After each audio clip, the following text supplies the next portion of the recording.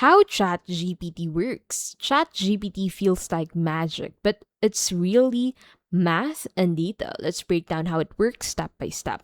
At its core, ChatGPT is a large language model. It breaks text into tokens, chunk of words, and predicts the next token based on context. It was trained on massive amounts of text, code, and conversations. Reinforcement learning with human feedback fine tunes it to prefer helpful, natural answers.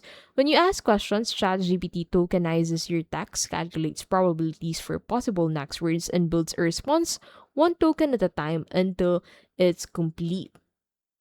In 2026, ChatGPT added GPT Live voice mode for real time conversations, instant translation, and work agents that automate tasks across apps like Slack and Google Drive. Strengths include human like dialogue, multimodal input, and workflow automation. It's a powerful tool for learning, productivity, and content creation. Limitation: ChatGPT can produce incorrect answers, reflect biases, and advanced features require paid plans. Privacy matters, so make sure to avoid sharing sensitive data. ChatGPT is a groundbreaking AI assistant. Use it for automation and learning, but always fact check before publishing or relying on outputs.